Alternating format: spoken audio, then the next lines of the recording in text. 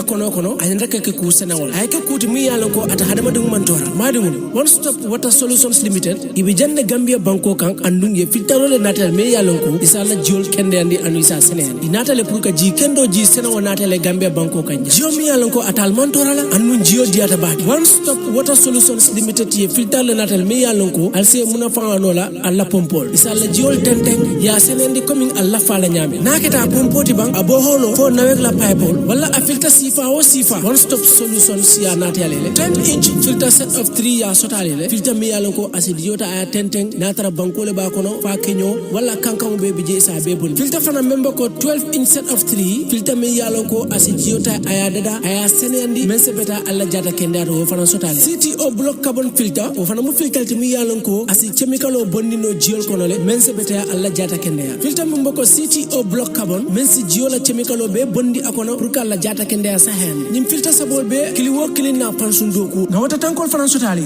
kabrim 500 5000 fokata 10000 liters plumbing fittings fana be mol bulle alsemol tarano sukuta highway Mariama Kunda Johnson wala isimol kubandi 505 5691 796 8270 one stop water limited solutions inatale ka jiko be sonende Gambia banko.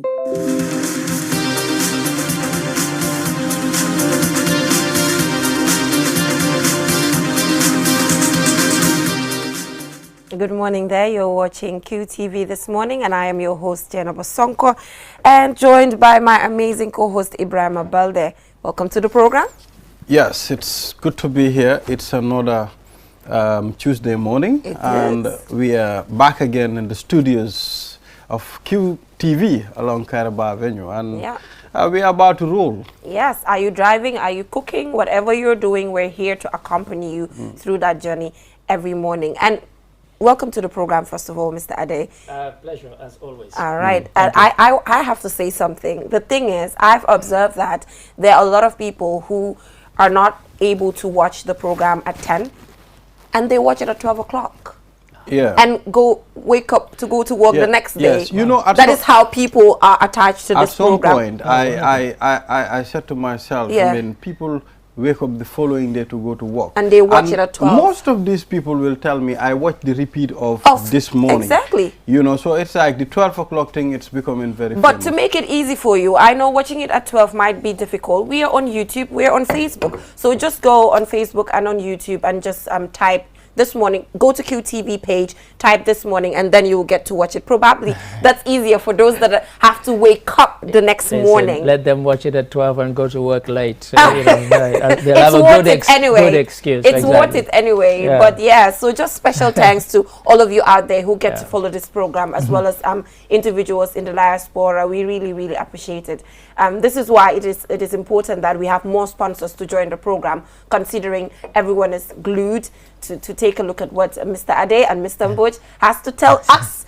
Mr. Mboj said we are apprentice. Yeah, but the thing is, if I can butt in very quickly, I mean, the show's not been going for that long, but already it has established itself as a must-watch for many people. And you're right, I know a lot of people watch it, but I wasn't aware of the 12 o'clock thing, and that's because new. That's yesterday I got 2 messages at around after 12 o'clock, someone talking about the program to say, oh, I get to watch this at 12 because I do not have the time in the morning. So, you know, it's a good thing, and we are motivated to actually do more on this platform.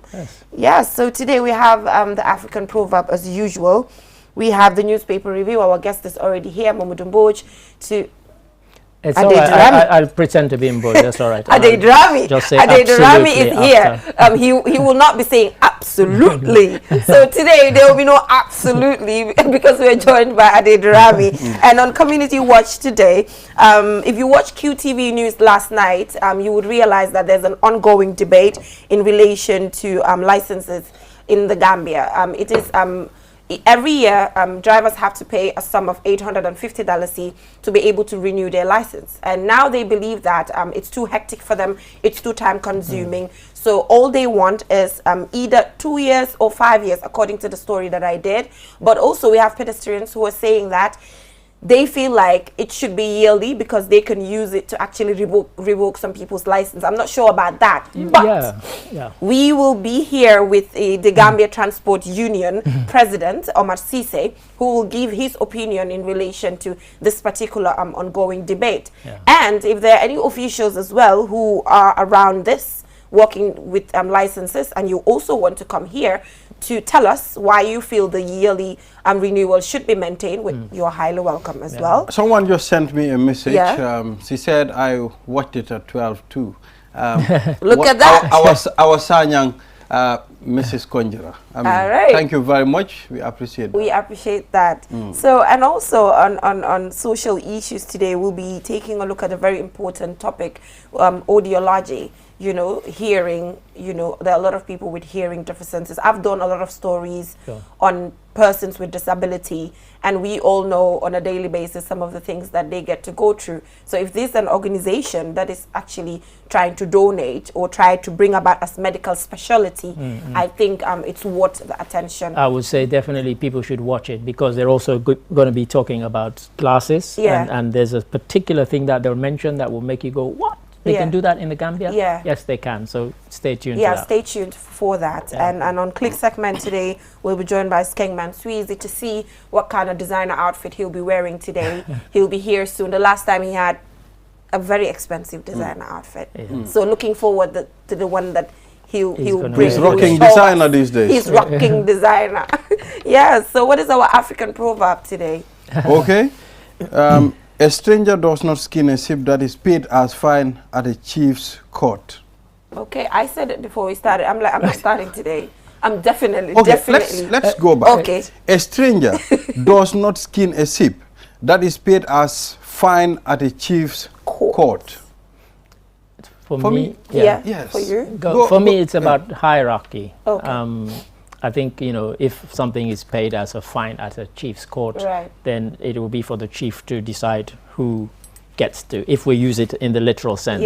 But, you know, as I've said time and time again, a lot of these proverbs, I always think something lost in translation. I think we should always say now which country it comes from.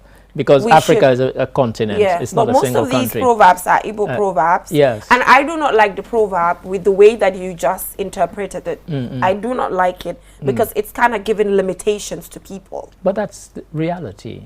If there's a certain hierarchy in society, in whatever, you know, certain people can do certain things because they are given permission to do so.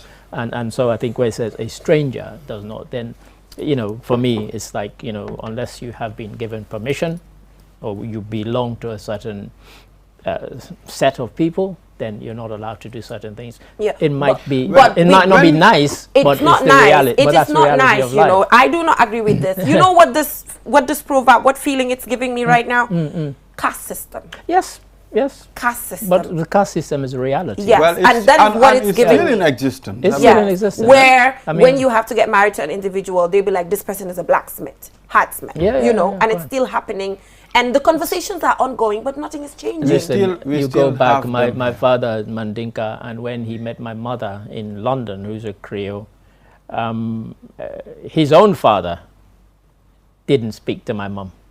So I never met my paternal grandfather. Wow. Because he said that my father should have married a Mandinka. He was angry. No way. He was angry. And I never met my dad's dad. I never met him.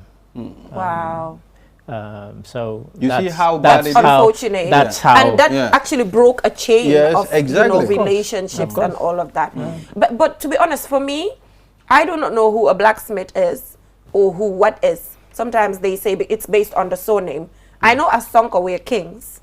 It's something like that. Yes, it used to. It used to. But for me, I don't think if I'm getting married, I'm going to consider. Sonko, Keita, I won't consider when I'm getting married the surname of the individual. Did you consider your wife's surname as in?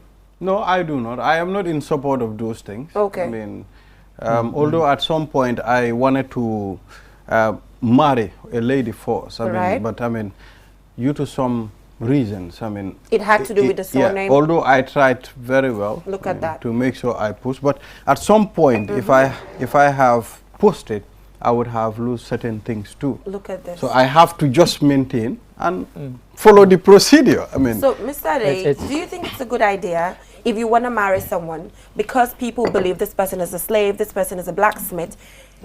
Is it advisable to actually go for it and leave family behind? Because sometimes it's about choosing between family and this particular individual just because the person is a blacksmith or a slave. Mean, I'm going to upset a lot of people because, you know, many people used to come to me with these conundrums when I was in England. Yeah. And I used to say to them, it is your life. Nobody's going to live it for you. Right. And even if it means you don't speak to family members, to hell with it. And I mean it. You know, it is, they're not going to live your life for you.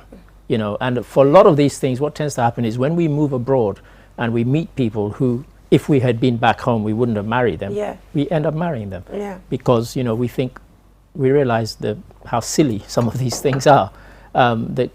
Yes, we should respect some traditions, but some traditions are harmful. Too bad. They're harmful to you and for your mental state. But the thing is, family will say, Usnala. Usnala means we won't talk to you anymore, we'll leave you if you get married to this particular individual. But what I cannot understand is, if you get married to a Tubab, that is a white person, I'm not being anything. It's true. You do not know what culture is that person from. Is that person a Tubab blacksmith or a Tubab slave? That's it. How can you determine that? You can't. And then they'll clap because the person is not black. Yeah. And then the blacksmith we have in the Gambia, they claim that exists, or the slave, you can't marry the individual. I can't get the hypocrisy to that. You know, totally right. You're right. People are trying to, certain things are there. You'll see they'll try to associate that with Islam, religion. Most of it, and Islam is against, I mean, caste system. Yeah. Islam said we are all one, we are all one family. Sure. You are not more than this guy. I mean, we are all equal. Yes, so you take if you go for but Hajj. at some point at that time, they will never bring Islam into that. I mean, they will be like, I mean, avoiding all the rules that Islam put in place, and they bring their own system. You know, if you ask them, all they'll tell you is, I mean, our grandparents have been living this way, and this is how we want to live. And things change. But, you know, you talk about Islam. If you went to the Hajj and you're going to go around the Kaaba, you could be next to a king, and you could be a blacksmith. Nobody will know. Who? So, you know, when they say Islam... No, even if you are praying. And when you die and you have to be buried, there's no special way. Not only that, and even the king will die. Even if we are praying, we do not know this guy is a blacksmith. You can lead prayers. That's it. So yes. And I believe it's the same thing when it comes to other religions. I don't get the logic. Like, I do not understand the logic. There's no logic around it. It doesn't make sense. These are man-made constructs. It doesn't make sense. It's for how we organize our societies, and it might have made sense how we organize our societies 100 years, 200, certain things happen as a coincidence. Maybe they'll tell you, do not marry the blacksmith. If you marry the blacksmith, maybe you might not have maybe like children. You understand? Or at some point, maybe that happens in your life. Blacksmiths are watching. It happens as a coincidence. We are for them. No, I'm saying we're just using them as an example. At some point, if this thing happened as a coincidence, and they'll be like, this is what happened. We told you. But what's funny, if the blacksmith is a millionaire, suddenly the blacksmith's identity, they don't know if the blacksmith identity exists. So for me, I think there are a lot of, you know, behaviors that are so hypocritical. Well, yeah. And trying to peg it to our tradition, and it's very unfair. Yeah, and it's not unique to us. In England, there are certain names that way back when meant something, you know. So if you hear somebody called Fletcher, it means that they come from a family who used to make arrows. That's what a Fletcher is. But that's now just a common name. But way back maybe 500 years ago, they would have, you know, somebody who was, I don't know, Hawkins would have said, don't marry a Fletcher. Don't marry somebody called Fletcher. But so they have that kind of snobbishness as well. Fletcher is a human being. I mean, quite.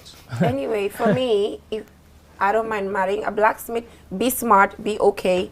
Just you know, be in line with so my... any smart blacksmiths out there, here's your chance. You can come to my applications have to go through Mr. Ade for vetting and all of that. Absolutely. It's changing, but the concept is also changing gradually. Because I'm seeing now fullers marrying jolas. I'm seeing jolas marrying into a fuller compound. Right. Intermarriage. Yes. Okay. You know? My So ex-wife was Mende and Fuller, so she had one Mende parent and one Fuller parent in Sierra Leone. So. All right, so we will now go for a short commercial break. Our African proverbs are always social issues for us.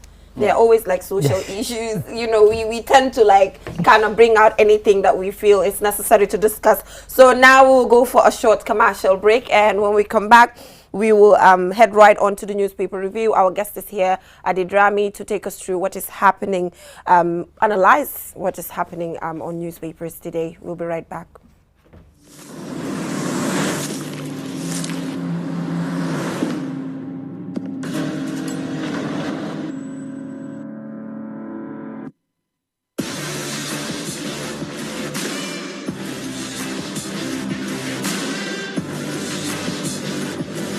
Begin your SUV life.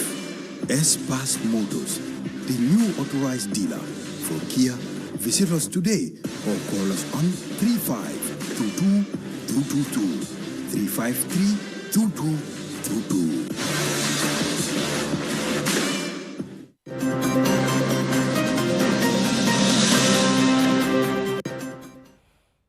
Yeah, so welcome back. Now we head right on to the newspaper review. What's that there? This is Point. Let's take a look at the Point newspaper. Senegal inaugurates new stadium today. I can remember. What beautiful stadium. Yes. Actually, I mentioned a name and Mr. Ade said, this is not it's a no-go area for you. Q Group MOPSI awards university scholarships to 10 deserving students. Outgoing W specialist bids farewell to VP. And of course, water shortage hits Kibiri. Oh, I like Kibiri village. I've been to this village several occasions. Caregivers recount impact on child fund parenting program. NAFA elevates family from 2 to 3 square meals a day. Barrow underlines education sector as government's priority. Yes, let's take a look at The Voice. PS Mendy details on teacher strikes. Activists call for support to tackle infertility debacle in marriage. Okay? And stadium manager says issues raised by CAF requires lots of investment. Honorable Thomas private member bill suffers another voting chance. Barrow preaches peace ahead of parliamentary elections. And GAIPA to boost Gambia's export market.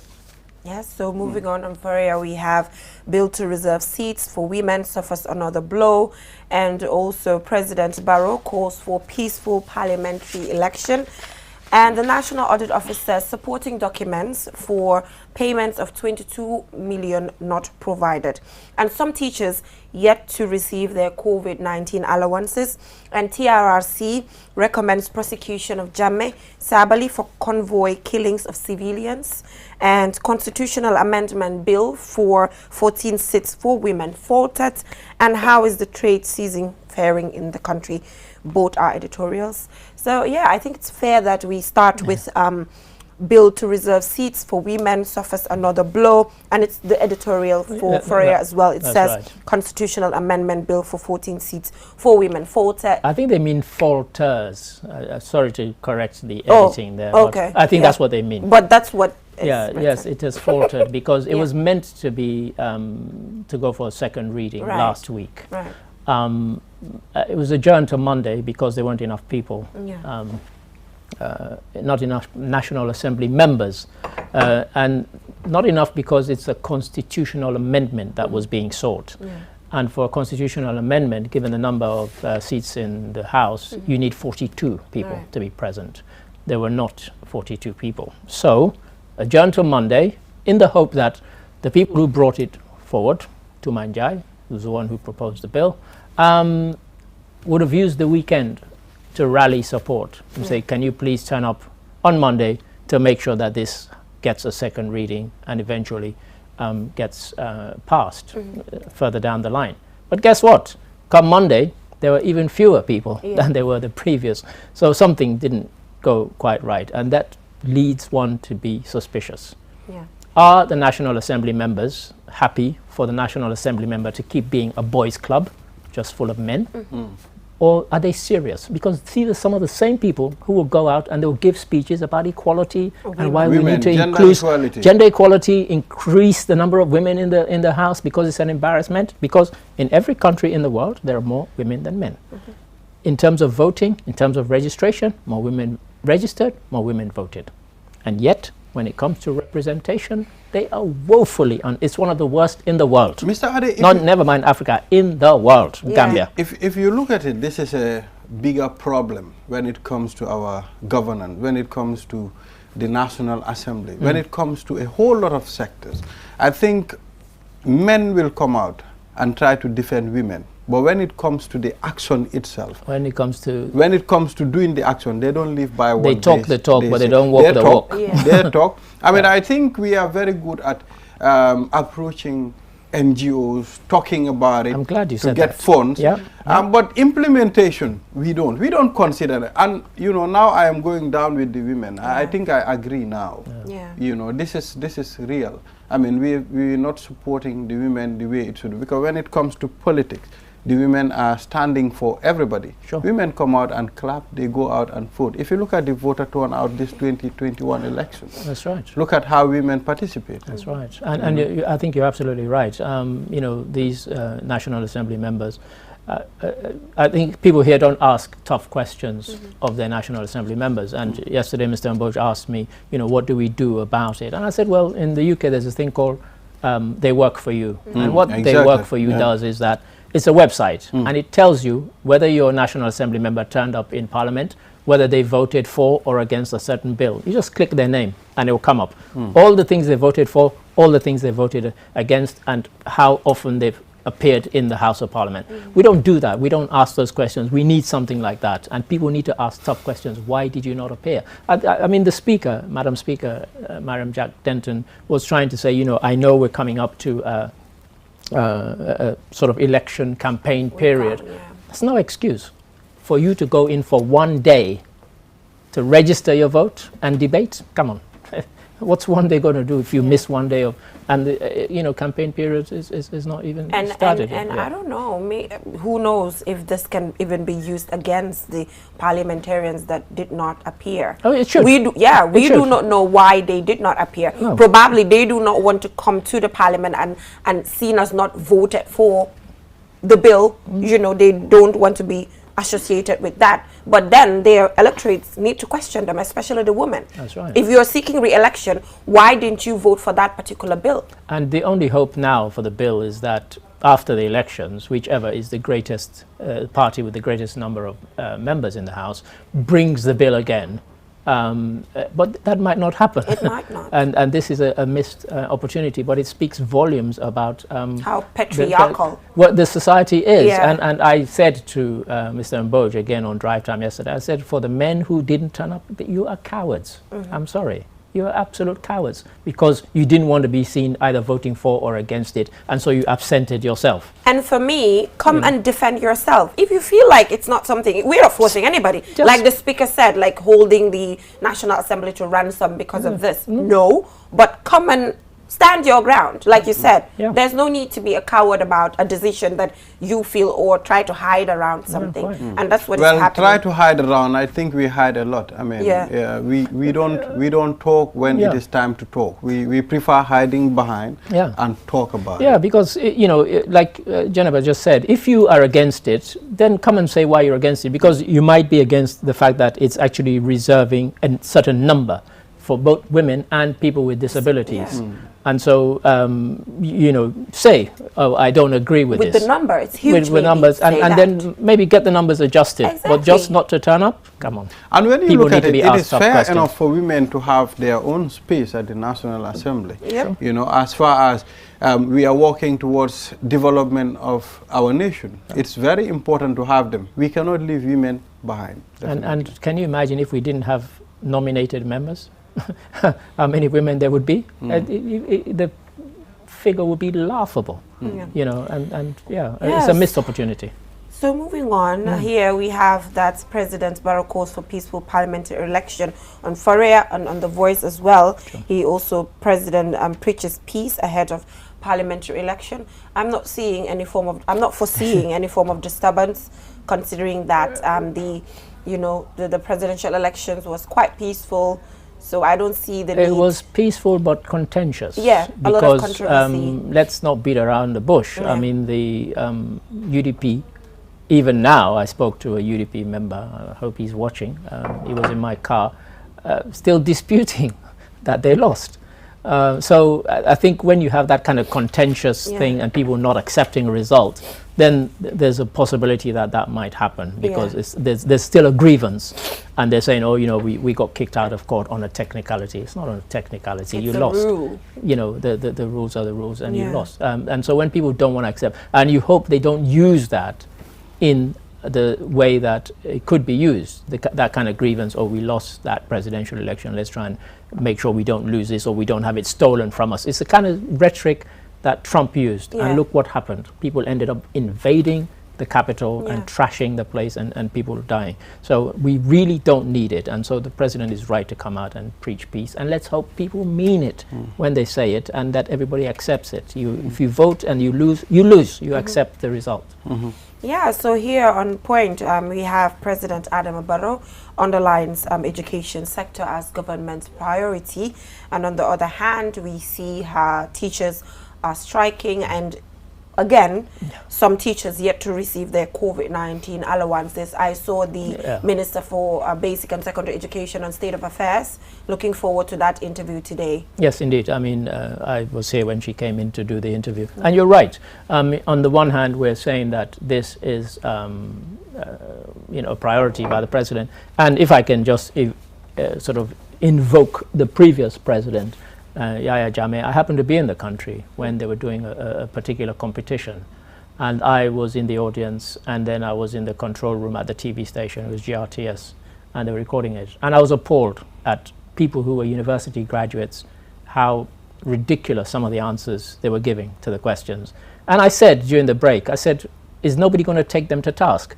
And they said, oh no, we can't, because if we criticize them, it will be as if we're criticizing the president, because he has said education is his priority in the country. That was not evident from the people who were in front of us.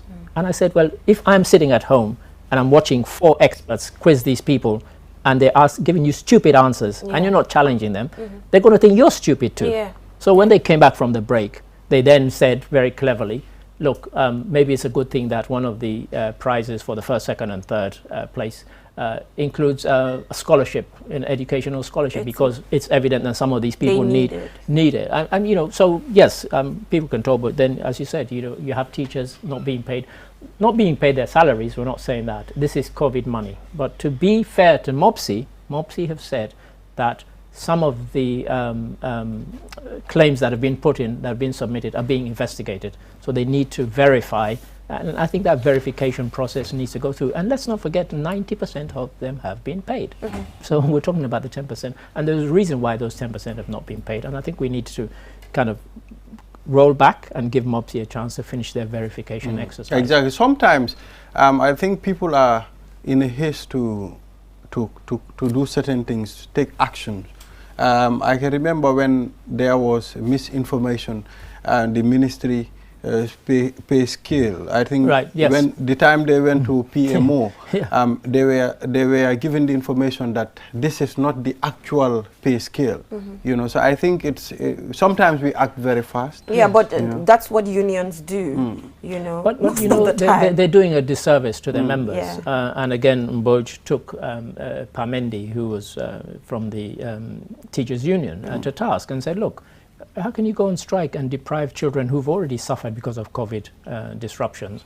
You're now depriving them because 10% of your people. And they were saying that effectively, you know, government have been saying, oh, they're going to get paid, and we don't.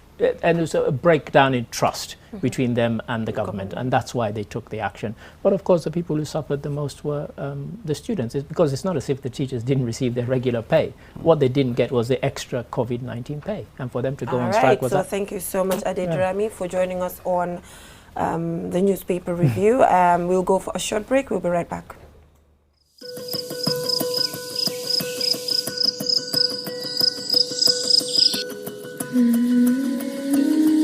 Nga noro tarale birin dunia be datila ada ben na baluwo konole nsulata norol pour kan na dokuwol ke kan na bungol lo kan na fengol fi hanim fanan kan na kanunyol je noro ka kuol sone yande woto kiusel ya kiu pawa sanya kutole nati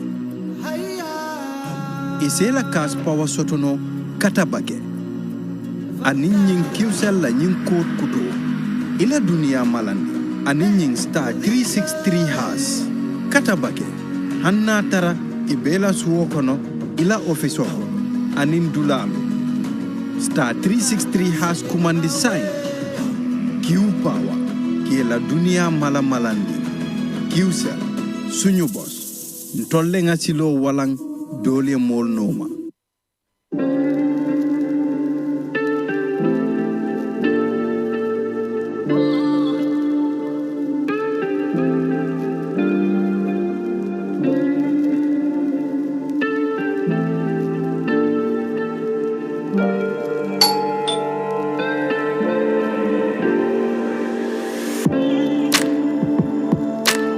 Want it?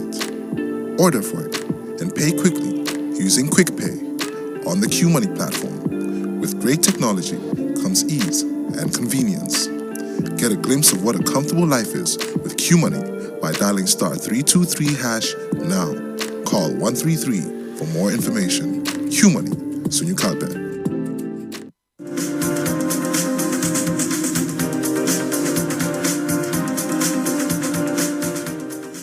Welcome back from that short break. If you're just tuning in, you're watching QTV this morning.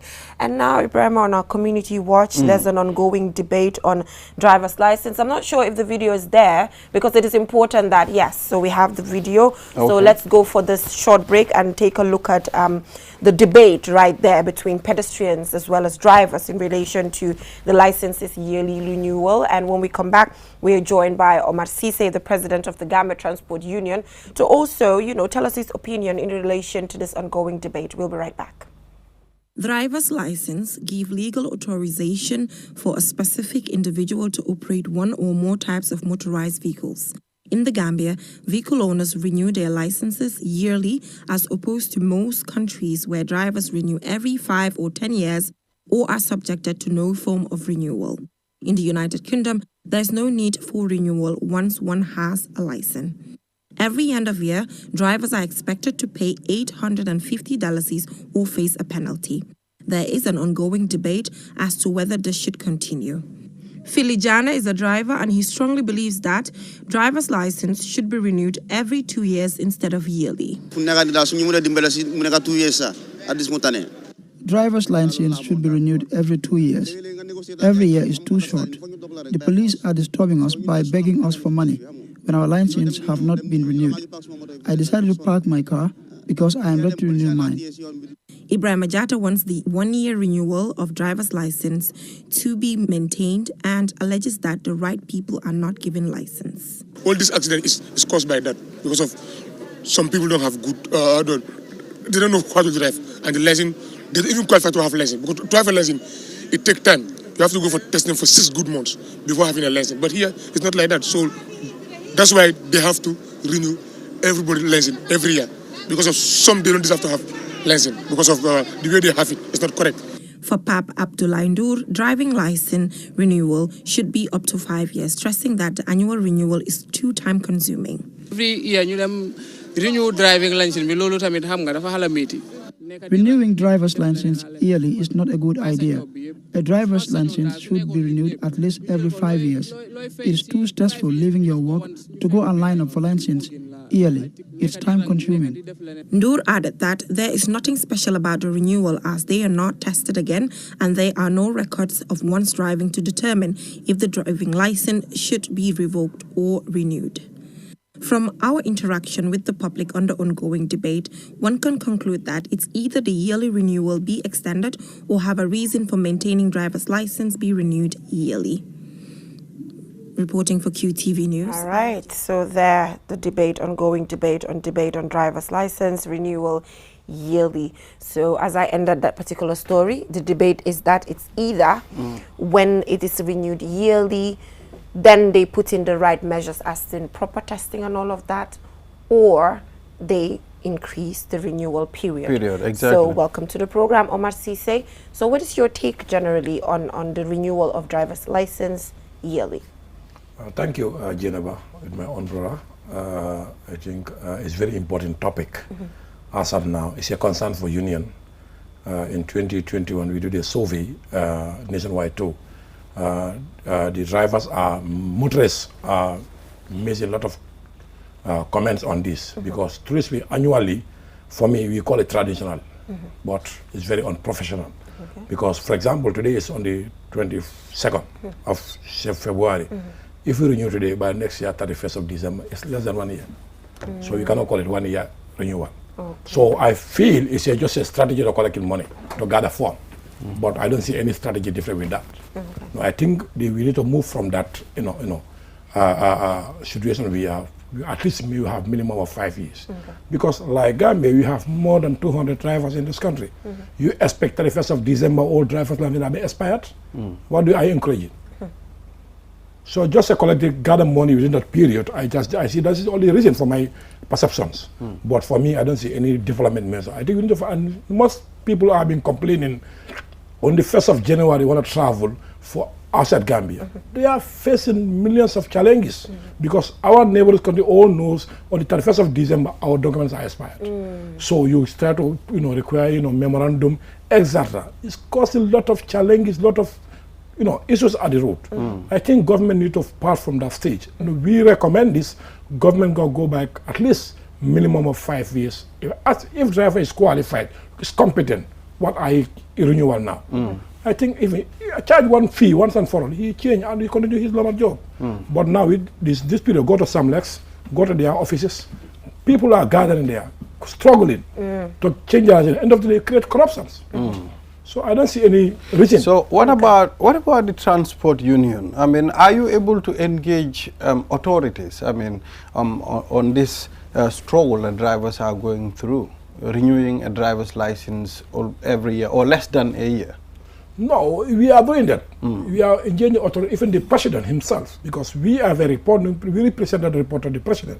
That report, the caption was captured in the National Assembly. At the Ministry of Transport, Ministry of, even the police from Ministry of Interior. We expect as a policy makers or lawmakers to come with this, because the world is moving. But in this moment, I just see just collecting money, just starting to bring money together because 800 by 200,000 people is a money. So do you see anytime soon? I mean, this thing being changed. I mean, the driver's license being extended, the period of renewal. Have you seen any sign of changing it? Because you just mentioned the National Assembly. I mean, should talk about this. And I know the National Assembly, they have a whole lot of bills that they did not even talk about. Bills that are very important to our nation. I know they didn't talk about it. Talk less of driver's license renewal. No, I feel, we don't see any sign as of now. Just here, they want to review Motor Traffic Act. Maybe they can capture it, but I think this one is very important because it's connecting people's lives. The life is very important because these drivers are authorized to drive vehicles. Those vehicles, we are all using those vehicles at the road on a daily basis. I think it's very. We need to look at the exceptions. What is the challenges and how can you modernize it and move forward? But the situation as of now, I don't see any development in it. So for me, we saw a pedestrian there talking about the fact that he feels this is an opportunity to test drivers, to be able to know if they should revoke a person's license or renew the person's license. So you did a survey. So during that survey, did you also ask drivers if they are renewing their license, are they taken through any form of test or questioning, or is there any form of record to say, oh, Mr. Cisse, we feel like you need to improve here and here? I don't know. Does that exist? That is what he's claiming, that if the 1 year is continued, then some form of testing can be done. I would say no to this. That is not the situation. That is not happening. For me, during my survey, what I understand, just to gather revenue to be once. That is not the only different. But these drivers have been changed. They are not even reached today the testing, the renewal point. Okay. Maybe they will give you some agent or some friends who will do that, who do this for them. Okay. At the same time, if somebody is competent, why are you testing now? It's not involved in an accident. You don't feel his so it's not good whatsoever. So what I think, that is not the issue. I think if today I'm driving, police stop me, feel my eyes is not good. You have all right to send me to the right authority. The right authority that is the medical. To look at my eyes or whatsoever. But the police are not doing that. So I don't see any testing forward. No, they are not being tested. They are not being tested at all. They are not being tested. That is the real fact. Okay. Maybe you reach your friend, all you go there, you pay your $850, you and deposit. That's the end of the year, you receive currency. Okay, but at your own level, what are you doing to discipline these drivers? Because drivers say, tamit, gis nañ lu ñoo def ci tali, ñu ngi misbehave. We are seeing them doing things at the end of the day. So as knowing that our authorities are not taking responsibility to test them, then there's a union to also look out for the members and look out for the public as well, because the public are your family. I agree with you, Jenna. We are in the same public. We are the same people. Yeah. What is the problem here is the law need to govern people. We are just advocates. We can say we can't make any laws. Right. You don't have laws. How can you know somebody who want to misbehave? You cannot do anything. So what most important, we advocate this is not good, this is good, but government need to recommend something. And in transport sector today, unfortunately, we don't have any guidelines or any policies. How can you regulate somebody? Somebody who is older than you for more than 20 to 30 years. So what most important, we need to have a laws in place. And that's why I've been keeping saying this. Without no law, we cannot change anything. Okay. But in this regard, we are working with some modalities with the ministry, with the government, so that we can push for interest of the Gambia, not only drivers, for the general public. Okay. This is my intention. This is my, I don't know, agenda to see how to, because we are all commuters, we are all the same families, we are all facing the same challenges. So what most important, let's look at the things, what is good for the bigger country. This is Gambia. The transport union is one side of the country, but the Gambia is bigger than all of us. Anything come to the interest of the Gambia, I will support it, no matter what. That is my constitutional right. Okay, but you did make demands some few months ago where you threatened to have a sit-down strike, and one of these demands had to do with garages. So how far with that? Yeah, garage, we receive 7 garages as of now, but unfortunately they are not at the strategic location. They are in layout. Okay. Maybe today they are not developed, but in future they will be used as a garage. But we are, the places we are as a garage, according to the government, they owned by the private individuals, not the government. So they started the interaction with those individuals to see how to acquire the land from them. Even yesterday, I write to them, remind them, how far are they? We want to know the still cost of this garage. Because that is the key in part of the traffic management. But if it's not that we are saying today we don't have land, do you expect next 2 years they have to have land? Never. No. So I think now is the high time government to, because transport, government is losing billions of dollars daily basis on road transport. 8 o'clock, go to my office. You don't meet anyone there because they are struggling at the road to come to the office. Exactly. They are spending thousands, hundreds of hundreds on a daily basis. The reason, so I think this is a lot of revenue. So if government look at into this, most of the traffic, I will say this, is traffic congestion caused by the private drivers. The average of the vehicles at the road is private drivers. Because why? They don't have choice. I want to go to Banjul. I expect end of the day spend $100. I'll spend at the road over 2 hours. I can have a vehicle. I'll prefer to buy 500 to go to work. But if I see the public transport, reliable transport, why am I going to use my vehicle? I'll park it at home, join the public transport. Yes. So, but this government needs to encourage this, so that if you remove 30 vehicles from at the road, that is a space. That is only one coster. But government needs to look at it as a bigger wider. But not everybody needs to have a private joint traffic. That's creating traffic congestion, challenges at the road. You need to promote public transport so that people can park their vehicle, their private vehicle at the home. They use public transport. Exactly. We have the free movement. We have a facility. At the end of the day, I'm going to Banjul. The vehicle reach at Banjul by 7:30. Why am I going to bother myself to use my vehicle? And at the same time, it is going to help you because the money that you are going to use for fuel, buying fuel 500, you pay like $50 to go to Banjul. I mean, you'll keep the $450 in your pocket, and that's we are eradicating poverty. Yeah. You are saving. Yeah. At least that can go to fish money and few things. Yeah, and I think that's what happens in the UK, where people have, you know, there's a specific time, you know that the bus is coming. There are a lot of people without cars there, you know, because they know that transportation is smooth. I'm not trying to compare the two countries. I'm just giving an example of what Omar is obviously looking forward to. Yes. But I think there's a lot of work that needs to be done around that area then. Yeah, because what is happening in previous, I'm not a politician, let me clear this. Yeah. But I see the government is not interested in transport. That is this current government does not the previous government. This government, they are trying, as far as, because still they are here. But I see they created the transport directory. This is very important. And the first time in history of the Gambia. Directory of transport. So how, if you don't have director, so how can you regulate the sector? You cannot. But they create the directory of transport. They have the transport policy. And we expect to have transport regulation. If regulation come in, end of the day, if you don't know, you know, I will start here and stop here.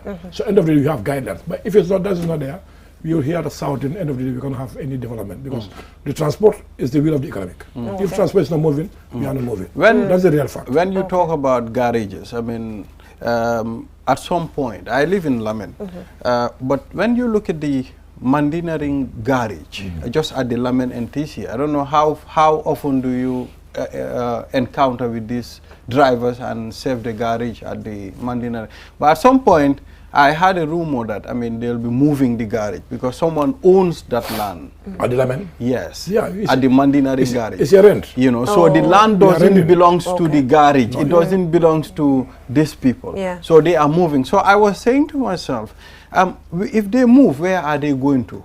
Because, I mean, there is no other place that you can establish a garage on that road except that place. No, you know, what government need to do through the central government and the councils, you know, to meet those individuals who own those places, to compensate them to use that as a public garage. That is very important, because that garage is not a garage, it's a compound owned by individual. They say rent. End of every month, they will pay for over $90,000 annually. So we all know the business strategy in this country now. I know as soon as possible they will remove. But what most important, that's why, for me, we don't need to have even a garage in Maniaring. You need to have a garage from not Lamen at Maniaring. Lamen is a transit point. I will say this. I'm in road transport, but even I'm a government, I'm a minister today. For proportion, I will build a road from Brikama to Maniaring. Up to the tar road. That's the back road. Buffalo road. Yes. From Maniaring to Banjul, I will use the river transport. Period. It would be easier. Easier. You can have a special standard garage there. You have a space there. From Banjul to West, very short period. So you short distance. You cross and go away. Yeah. But that's a very short one. Short one. Yes, from so Brikama, they need to come to Karan. It will ease the traffic. You come to Maniaring, you park a vehicle, use the boat, go to Banjul, after cross, you come take your car and go home. Anyway, I mean, there are a lot of things that need to be done, but like we always say, it's better said than done, you know, sometimes when it comes to these things. But just generally, when it comes to the renewal, hopefully with more engagement at your level, there can be changes. Yeah, this is my concern. It's my part of my agenda in 2022. We want to see before end of this year, we have a possible solution on these lancing issues, because we are facing challenges, we are facing constraints, etc. Any end of year, by December, we start thinking. But today we are expecting every day police can start the road. Can I see your driver license? You need to pass from that stage. Within that period, how many people have been, frustrated? You know, their daily business. And they said that people have been traveling from point A to point B across the country. All neighboring countries know by 31st are all documents. Yeah, and for me, I'm quite sad that the Senegalese authorities are always using that against us. Because I went on social media and I read and I saw that a lot of people have been victims. You know, and the ECOWAS protocol. On Thursday you come there. If the drivers are going, they will go at the time. So you don't have to. You are not authorized. Yes, and they don't even. And they use it against us by asking for money. They don't even give you the chance, at least, to see how to negotiate. No. I mean, it's because I think we are not respected in our own country as drivers. I mean, they did not consider us. They didn't consider our driver brothers out there. I mean, because certain things are there, the government should provide it through the transport union, and you people provide this to your drivers. But I mean, most of Gambian drivers complain a lot when they go to Senegal. They suffer a lot. The difficulties are there. But Omar, this is a topic for another day. Yeah. You know, Senegal, Gambia, transportation. If we want to start this conversation, we will not leave here. But looking forward to another engagement with you, where we'll be talking about the ECOWAS protocols and all of that. But truly, I know Gambians are really suffering for it. And I know when Senegalese come to the Gambia, I've not heard or seen any complaint where our own authorities get to disturb them. So I think it needs to be balanced. I used to tell people, Gambia own the ECOWAS protocol. We own it. It's our domestic laws. We do. We do it. So it's not easy, but we here as a union, you will set to protect the welfare of the road users. However the situation, if government bring any good policy, we will support it. We have to, as advocacy, we will keep on talking until government change their Why sometimes wàññi leen nag nañ def ndànk. Sometimes da ngeen dee dóor de. am na yoon soo leen dóor duñ gis. I hope you're not planning another sit down strike. Déedéet du fi am waaye boobu dinañ si dugg feneen bëgguma ñu dóor ma bëgguma jaxasoo bàyyi ñu dem si beneen bàyyi ñu dem si leneen bëgguma confused. So yes, so we're heading right on to social issues now. Like I mentioned, we have a particular group in the country that has launched an audiology medical specialty, and considering that, I'm quite passionate when it comes to children suffering with disability. I saw that they went to one of the schools there for the deaf or something and donated some certain items. When I saw that, I was happy, because for me, it's about inclusivity and considering the fact that this particular organization is working towards that. But let's take a look at the story, and when we come back, we'll have a discussion in relation to this. We'll be right back.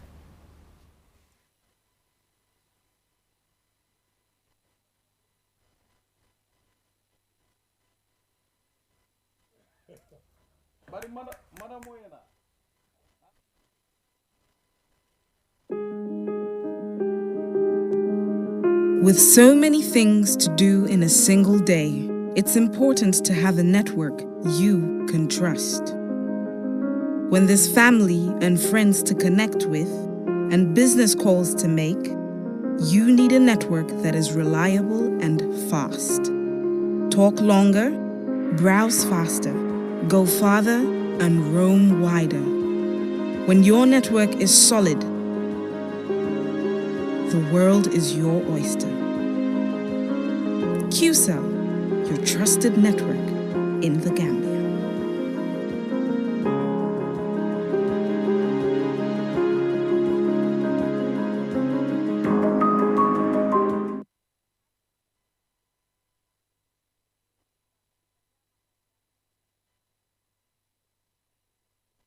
hadamadin ila nyantolum preji kendomi annun ji senewo adabe hadamadin la balu wala kon annun hadamadin kan fengo fengo dundi akono kono ayanda ke ku senewo ay ke kuti mi yalla ko ata hadamadin mantora madum one stop water solutions limited ibe jande gambia banko kan andun ye filtarole natal me yalla ko isala jol kende andi anu isa senen inatale pour ka ji kendo ji senewo natale gambia banko kan jio mi yalla ko atal mantora la annun jio diata baati one stop water solutions limited ye filtarole natal me yalla ko alse muna fanganola alla pompol isala jol tenteng ya senendi coming alla fala nyame naketa pompoti bang abo holo fo nawek la pipe wala a filter sifa o sifa one stop solutions ya natale 10-inch filter set of 3 ya sotale filter mi yalla ko acid yota aya tenteng natara bankole ba kono fa kenyo wala kankan be bije sa be bon filter fana member ko 12-inch set of 3 filter mi yalla ko acid yota aya dada aya senendi mense beta alla jata kenda to fana sotale CTO block carbon filter o fana mu filter mi yalla ko acid chemical o bonnino jiol kono le mense beta alla jata kenda filter mu mboko CTO block carbon mense jiola chemical o be bondi akono pour kala jata kenda sa hen nim filter sabol be kiliwo kilina pansundo ku na wata tankol fana sotale kabrim 500 5000 fokata 10000 liters plumbing fittings fana be mol bulle alsemol tarano sukuta highway mariama kunda johnson wala isimol kumandi 5055691 7968270 one stop water limited visuals, which is quite interesting. So that is why, just to lay the foundation, we just want to know generally what the organization intends to achieve. Okay. Thank you. Thank you so much for inviting us. Good morning, everyone. Good morning. So my name is Raul dos Santos, and I'm here representing Calia Group Gambia. Okay. Calia Group is a Portuguese-based company which is focused in healthcare. quality healthcare, but also affordable and accessible independently of the economical means. Okay, and we are very, very focused into medical fields, both eye care and hearing care too. Yeah. Okay. All right. So when did it start in the Gambia? You know, when did you launch this into the country? Yeah, actually, the trend took a little bit of time because the whole thing started when I actually went on a voluntary trip to Rwanda. Okay. I'm an optometrist like Raul. We met on a voluntary community optometry work in Rwanda, and we became roommates and we discussed this. You know, the idea was to probably work privately somewhere, and then eventually I encourage him to come home. Amazing. So we can do in Gambia. That was like a decade ago. Yeah, long time. Yeah, that was way back in 2016. Wow, that's a long time ago. So after that, back and forth, some good things can come from bad things. Yeah. It was they came twice actually to the Gambia, and at the third time he caught the coronavirus, and it was kept here, and that really helped us because we had time for the fact finding. We had time to do a lot of work, Yeah. and that was the good thing from the bad we had. And I think we've been here for like 5 months now. Okay. Okay. Yeah. Let's focus on you choosing Gambia. Why the Gambia? Do you have a special interest in the country? And I think that question should be for him, considering that he's the one he's Gambian. So you're the one from another country and settling here and getting to know what Gambia has to offer. Sure. Yeah, in fact, we initially entered the African West Coast in 2012 in Cape Verde. Okay, we are currently there the market leaders with 18 establishments. We have 10 shops and 8 clinics. So it made sense for us to move on and to continue furthering expanding the company in this area. We explored several potential options like Guinea-Bissau, Sierra Leone, and the Gambia, among others, but because of different reasons, economical and political stability especially, we decided to enter the Gambia. Okay. All right. Yeah. So I saw that you made a donation to the School of the Deaf in the country. So is this going to be a routine? Do you have that philanthropic arm when it comes to the clinic where you routinely get to donate or get to provide free services for people? Sure. Corporate social responsibility is something which is very relevant for us because we are completely aware where we operate, okay, and not everyone can purchase our products or services, okay. For instance, I know that currently it's not performed any kind of newborn screen, and we are willing to give that service for a symbolic price of $200. Okay, so we are opening our clinic once every 2 weeks to receive those mothers who cannot afford to buy private medical services. Yeah, exactly. Okay, interesting. Like he's trying to say, we don't have the routine of having our babies tested to see if they have hearing problems, and that's the kind of facility we are going to provide. So mothers would go in, every 2 weeks to get their kids tested to see if they have hearing disabilities. We also have vision services. We provide ophthalmology services. Amazing. So we would, in time, go and do some school screenings and provide some eye care services in communities in the near future. Yes, I wanted to ask that because when you say Gambia, well, people consider Gambia to be a very small country, but you have a whole lot of places to go to, and connecting people on the services that you offer, it's very important.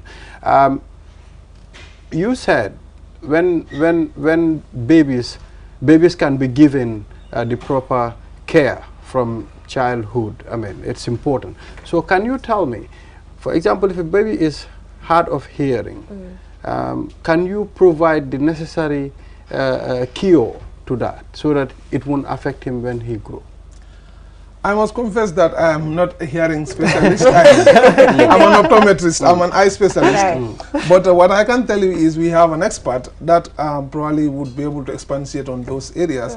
But it is important, first of all, it is important to know whether the problem exists.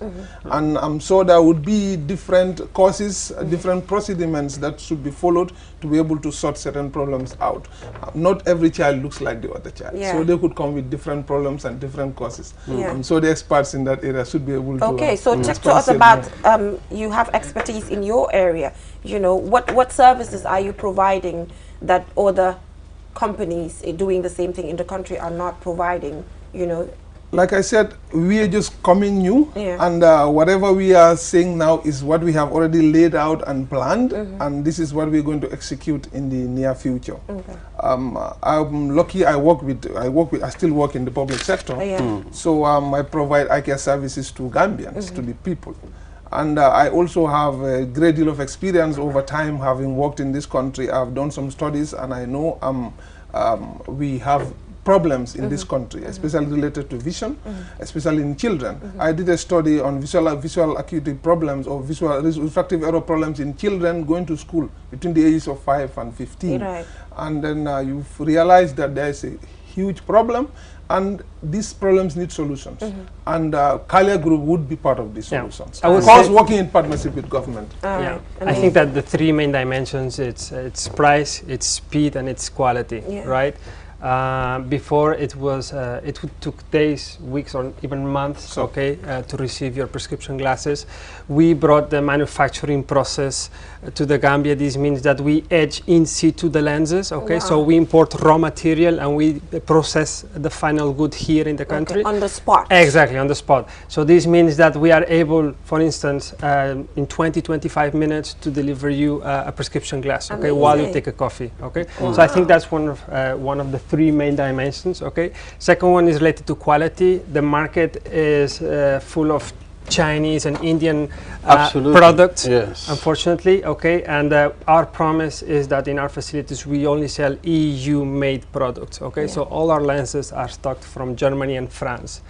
And lastly, price, because everything is very nice, but if you have to pay high cost, then most people can't afford it, right? But that's not true. So the prices are affordable? I think so. I mean, we sell the eye consultation, the frame and the two lenses starting at $990, which I think is quite a reasonable price, to be honest with you. So moving on, let's talk about the decentralization of your services. Currently, you're located at Tropic, am I right? Yeah, in Senegambia. Tropic in Senegambia, right there. The first thing I see when I go to Tropic is your shop. You know, it's quite visible right there in front of it. So do you plan on decentralizing where you would have different locations across the country to serve people where they do not have to travel from far to come to Senegambia? Sure. I mean, Haruna took me up a river and we did a 3-day tour in December, and I was quite impressed of, I mean, how many people live out there, right? And the potential there is. We went to Soma, Farafeni, Suyam, Bansang, Basse. He's becoming a Gambian.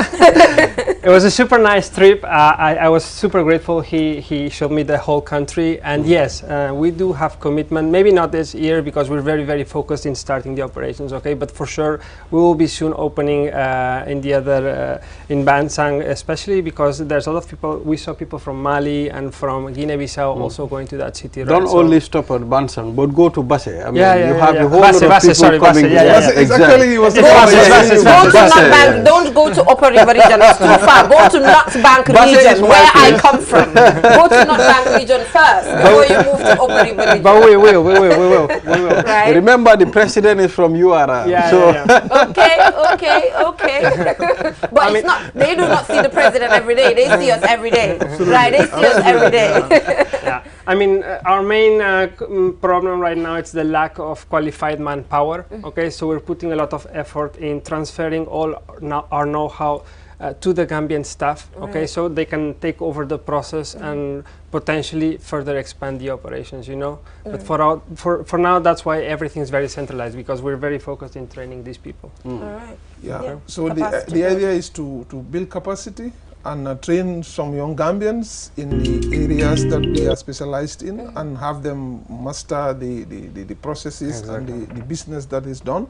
That way you can empower them and probably use them to serve their own people, which is more helpful to the country and helpful to the people themselves. So currently there are 2 specialty areas there at the Kaleo Group. So do you intend on bringing more specialty areas as time goes on, as you expand? Yeah, we're pushing to bring dermatology to the Gambia because there's currently no availability. In fact, I last week submitted to Dr. Cham, the Medical Council, application to bring a Cuban doctor. Okay, so hopefully we will further expand to dermatology, because I know there is a lot of skin problems in this country. You know, there's a lot of sun. So hopefully we will be offering that service anytime soon. And I think bringing a dermatology is very important, because in the Gambia here, thumbs up to the young people who are on a daily basis coming up with products that they are making locally. But these products are not tested. So if we have that, there can be some sort of collaboration with young entrepreneurs as to testing some of the products. And obviously skin of color, we have a lot of issues. So I can't wait to have a it's important to have such in this country, because most people complain of skin problems. They do. Yeah, sometimes I think the amount of chemicals that they put on their bodies also contribute a lot. So it contributes a lot, and in fact our environment is so much exposed. We have a lot of sunshine in this country, and we don't have the tradition of getting protected. You see, when these people, tourists, come here, they have big hats, and they wear apply their umbrellas, and they wear covered clothing. And we don't put those things. We think our skin is black, it's better. It's really it has an impact. So it's important to have these things on the land, and you know, have everyone understand and get to have the services. Once it's there and people recognize the need, you know, we would use them. It was not in our plan, but we have laser treatment in our clinic for the eyes, you know, and people start hearing about this laser treatment, and they thought it was for the skin too. So there's people going every day asking for dermatology. So that's the reason why we just decided to include dermatology also in our portfolio. Trust me, the dermatology, I kind of feel like it's going to even overshadow every other thing that you're doing, because as Gambians, we do have a lot of skin problems that we deal with. He just talked about the laser. Now, laser is, we provided services for patients that have diabetes and hypertension. Glaucoma. Those 2 diseases and glaucoma, of course, affect the eye so much. You know, diabetes especially, and it easily can get you blind. You know, so a lot of people, by the time they are 60, 70, if they've been diabetic like at the age of 40, eventually they will get blind, dead by some issues. And that is why we provide the laser services to alleviate some of those problems. Well, I last week I visited a patient at the Ahmadiyya hospital. I mean, they said something like was affected by diabetes and he went blind. One of his eyes. So I was confused. How can this thing happen? So diabetes? There's a condition called diabetic retinopathy. You know, so what happens is, you know, once there's sugar in the blood, it encourages what is called in the eye, what is called neovascularization. That is new building of new blood vessels. And once new blood vessels are created and built inside the eye where they are not supposed to grow, you know, they can easily explode, or they blow, because that place is supposed to be completely transparent, and blood is not transparent. So once they occur there, they cause blindness. So what you do with the laser is to shoot those blood vessels so that they die before they grow. So now, do you have glasses where, for me, I do not have any specific eye problems, but if I just want to protect my eye from dust, just anything, is that available there? I would say that we need to protect our eyes in 2 dimensions. When we are in our office, from the screens, because LED lights nowadays project a blue light which damages the retina, and then when we are outside there, from the sun. So you could use, for instance, photochromic lenses, you know, that turn dark and protect your eyes from UV light. Can I have glasses where I can look good on the platform here? Where I can just wear them, where I can just wear them and look good, because most of the time the men here get to wear glasses. He just didn't wear it today, but he's always wearing it, and I do not. There is a very good reason to wear glasses. There are very few reasons why people wear glasses. One for protection. One, you look good in them because it matches with what you wear. I think mine makes me look good. It matches with what you wear. So do you have look good glasses? Absolutely. Plain ones. Absolutely. And of course, with protection for all these lights. For all the lights and all of that. Yeah, absolutely. Okay, looking forward. I'll stop by. We need to stop by, you know, and get to see some of the services. I think this has been an exciting conversation, you know, goes beyond just business. But like you mentioned, corporate social responsibility is one of the things that are really, really important. So hopefully as time goes on, me and Ibrahim might be your brand ambassadors. Most definitely. No problem. You never know. Yeah. You never know. Anything can happen. Anything can happen. Look at him pointing at himself, Skangman Sweezy. All right, thank you so much for joining us on the program. This has been an interesting one. So we will now go for a short commercial break. And when we come back, we'll head right on to the Click segment. Do stay tuned.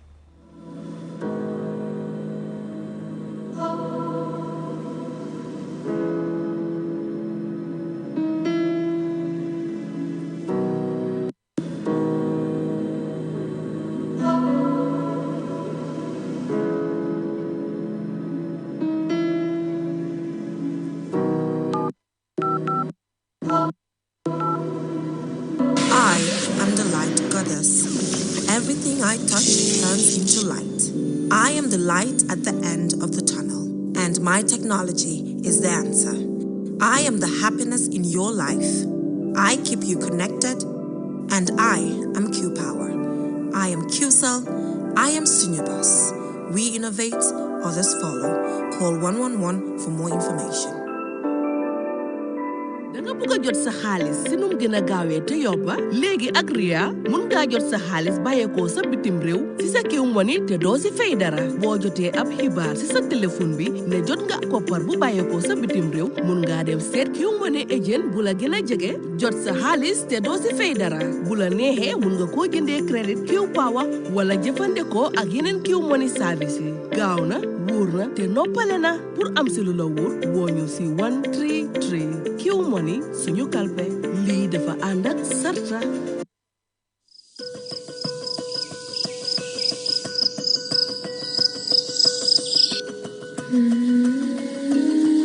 nga noro tarale birin dunia be datila ada ben na baluwo konole nzulata norol pour kanna dokuwol ke kanna bungol lo kanna fengol fi hanim fanan kanna kanunyol je noro ka kuwol sone yandi woto Q-Cell ya Q-Power sanya kutole nati isela kas power sotono katabake anin yin Q-Cell la yin code kuto ila dunia malandi anin yin star 363 has katabake hanna tara ibela suwo kono ila office anin dulami star 363 has kumandi sign Q-Power ki la dunia malandi Q-Cell suñu boss ntolle nga silo walang dole mol noma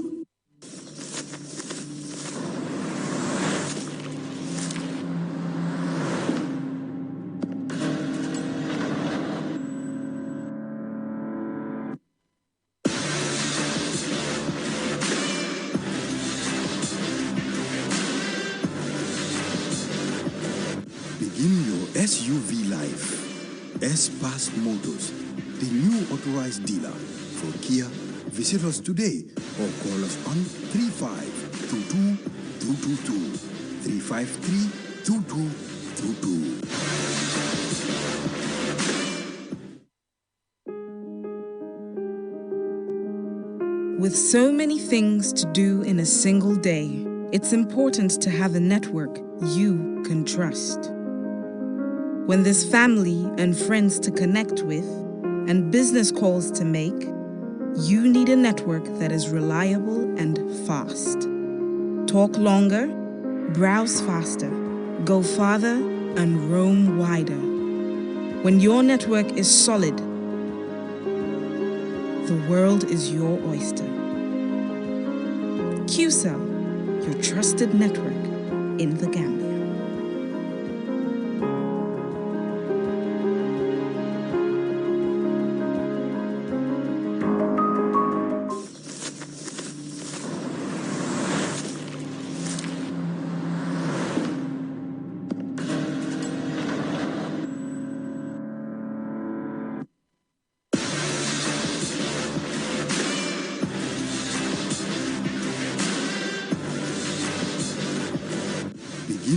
SUV Life.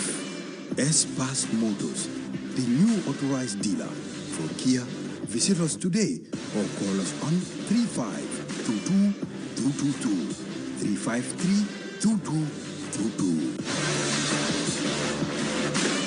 nga bëgg a jot sa xaalis si num gën a gaawee te yobba léegi ak Ria mun ngaa jot sa xaalis bàyyeekoo sa bitim réew si sa Q Money te doo si fay dara boo jotee ab xibaar si sa téléphone bi ne jot nga koppar bu bàyyeekoo sa bitim réew mun ngaa dem seet Q Money agent bu la gën a jege jot sa xaalis te doo si fay dara bu la neexee mun nga koo jëndee crédit Q Power wala jëfandikoo ak yeneen Q Money service yi gaaw na wóor na te noppale na pour am si lu la wóor woo ñu si 133 Q Money suñu kalpe lii dafa ànd ak sarta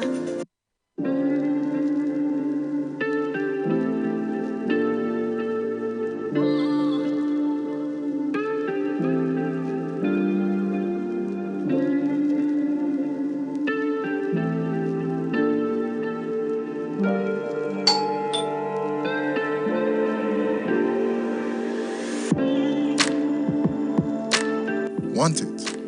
Order for it and pay quickly using QuickPay on the Q Money platform. With great technology comes ease and convenience. Get a glimpse of what a comfortable life is with Q Money by dialing *323# now. Call 133 for more information. Q Money, Sunyu Kalpe.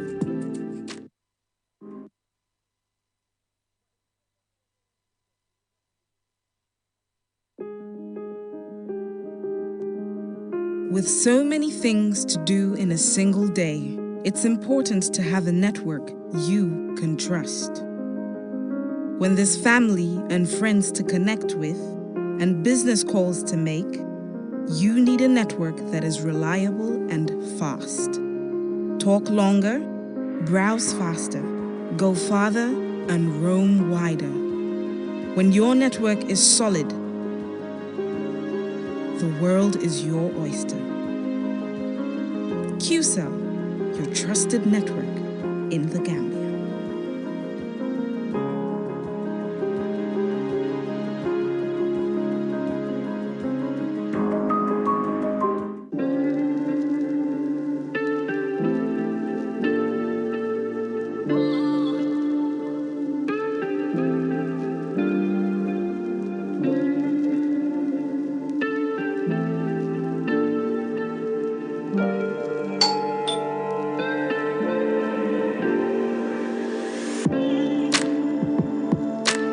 Want it? Order for it and pay quickly using QuickPay on the Q Money platform. With great technology comes ease and convenience. Get a glimpse of what a comfortable life is with Q Money by dialing *323# now. Call 133 for more information. Q Money, Sunyu Kalpe.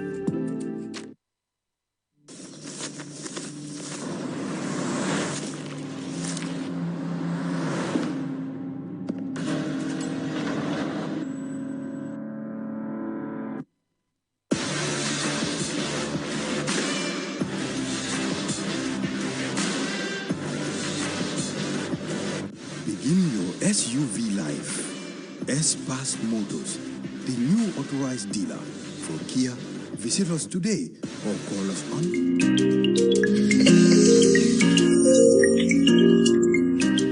Welcome back from that break. If you're just tuning in, you're watching QTV this morning. I nearly said QTV News, but no.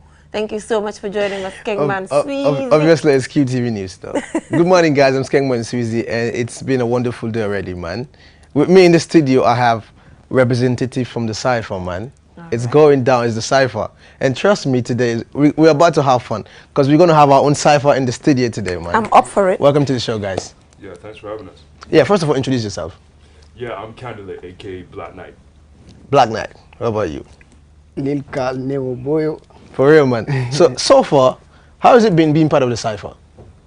Yeah, so far so good, you know. I mean, the last round was the round of 16. Yeah. Right now it's the quarterfinals. Yeah, it's good, you know. It's just like, you know, helping to raise the profile of hip-hop. Yeah, for real. As well as, for me personally, yeah, just battle. I want to win that money. It's all about the How money. much is at stake? 50,000. Okay. And how about you as well? How has the journey been so for being in the Cypher? And now you qualify for the quarterfinals as well. Well, I think I have to go with my local language. Okay, we're good. Let's go with it. I'm a Wolof, you know. Yeah. Comme Cypher bi mi ngi dope. Cause like ñun xam nga ñaata lañ woon si first round bi I think comme ñun 30 something leen daal I guess. So gars yi di drop ba léegi ñun 8 ñoo fa nekk that's the quarter final comme nu mu ko waxee. So I guess daal te maanaam moom ñoo war a batul daal waxul la loolu tamit. ñun gars yi ñun today moom ñoo nekk ñoo war a tester at the same time. So dina mérite si ko am su fekkee ne 50,000 bi la wax ne moom la bëgg a jël 50,000 pour xale la waaye tamit nag. Now let's talk about you, bro. Yeah? We all know the hip hop scene in the Gambia is not really as expected that people think it's like other countries as well, man. How is it like being a hip hop artist in the Gambia? No, it's cool. You know, it's like you said, it's not the same as being in the Dickie. You know what I'm saying? For me, I'm a hip hop MC. I'm a music producer. Graphic designer, video editor, and I have a hip hop radio show. Yeah. It's cool. Like a few years ago, maybe it had a bit more attention to it. When the Cypher first came out. But still, you have plenty of hip hop artists doing that thing. You have people like me who are still doing that thing. Keeping it 100. On a regular basis. Yeah, keeping it 100. On a regular basis. So, yeah, it's okay. So far, so good. Man, small of you said this, so let's go back to you, man. Yeah. Now let's talk about you, man. Yeah. You being an artist, the Cypher has boosted your career as well, man. For real. So now let's talk about you as a musician and what role has the Cypher played in your life so far? You can speak in Wolof as well. Yeah, come Cypher we playing a huge part in man because my mom 13 years la ñeka egg Cypher. So now lolu yaga na, that's back in the days, Te ba legi comme my grind yet still my mangsi battle si di egg di watch ak ñom xama. Te mang fa amé mag yo xamantene comme ñoma yar dal comme si mbiri Cypher bi lu ci melni ñom ñom Omaro.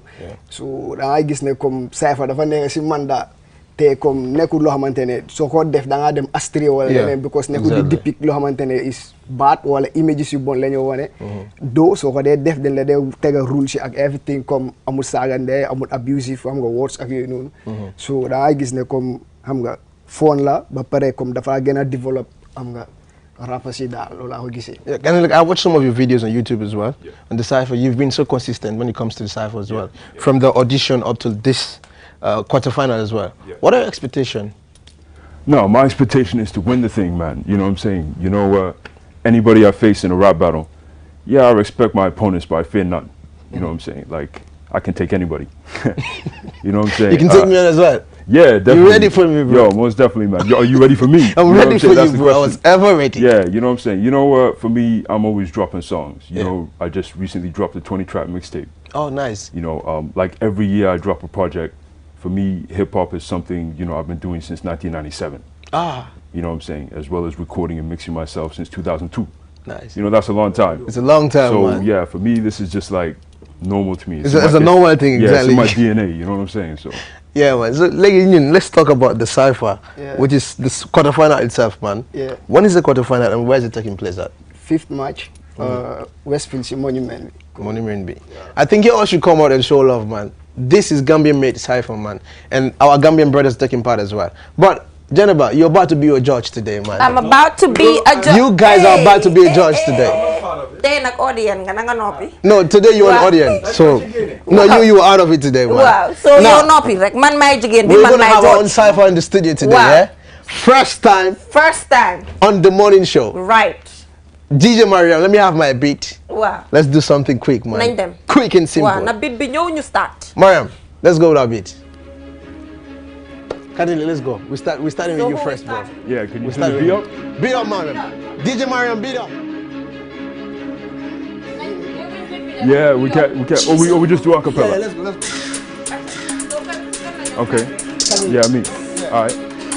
3, 2, 1, go. With no nerve endings. Young and need do so go drinking after rap yourself. Nobody feeling you. You ain't running circus, you ain't granny, you in P school. They follow you, who follows me, you might want to preach it too. Them they'll down till suck with these shoes. mu neex na xarit man maay papa rap bi gën a wane sa bopp yow caatu rap bi gaaw bul xaddi dawal baay moustache bi sebi tas na rak tak mel ni atam moustache bi saratukat wata mun a jiite imam bi saratukat moo dafa sax juma bi boy suma gaay ñu ne démocratie indis leen di sab demoo laa ni nigga suma baatee suma xarit moo tax ba ma daalee dëgg nigga da nga pakit am na yaay bu tudd aji naan day anti ñi ma nekk mu ngi fadi anti yaa ma mère bu baax la ay di ma rek suma sami këri yàlla suma logo bonus mais suma love First round. We on fire, man. First round, man. Now, y'all know the vibe. Who do you think win the first round? Okay. Let's Okay, let's go for a second round, man. Second round, and I'll decide. And now we're starting with you, bro. Yeah, man. We're starting with you. DJ my beat, Mariam. Let me have my beat again.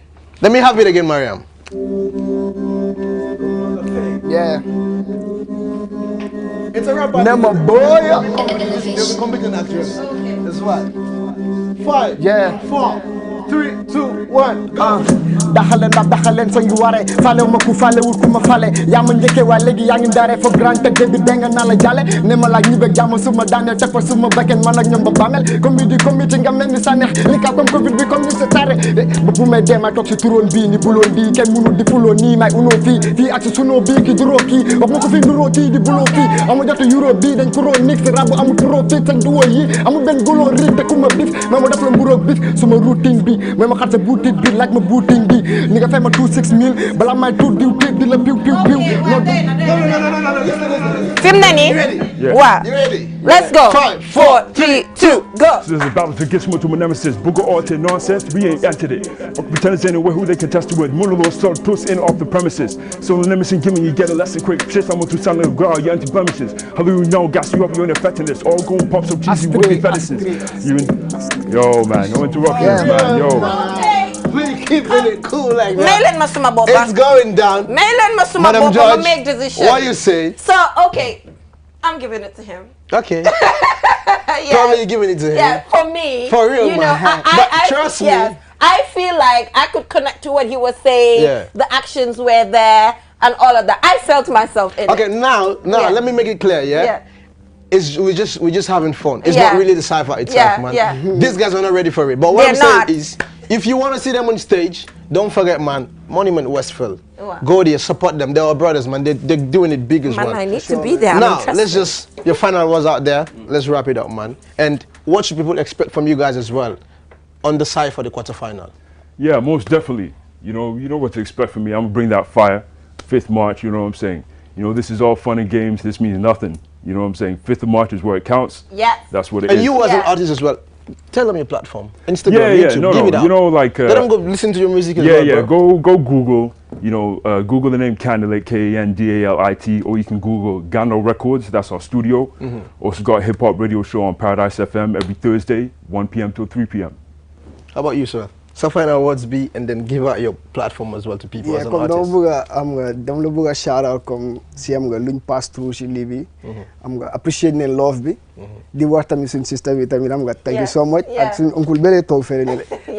Yeah, comme di la wax ne Lil Kala tudda ne ma Boyo comme suñ song si ak suñ everything yëpp mu ngi si platform si foo leen dem rek YouTube on Audiomack foo leen dem platform si yëpp mën nga ñoo dem ngeen stream suñ song si. All right, dinaa ko all right, so till we come your way. Till we come your way tomorrow. And like he said, this is just for fun. I do not have the final decision. 5th of March, go see what they have to offer. So till we come your way tomorrow with another interesting program. Bye. adabe hadama dungula balu wala kono andu hadama dung ka fengo fengo dundi akono kono ayanda ke ku senawol ay ke kuti mi yalo ko ata hadama dung mantora madum one stop water solutions limited ibi jande gambia banko kan andu ye filtarole natal me yalo ko isala jol kende andi anu isa sene inatale pour ka ji kendo ji senawo natale gambia banko kan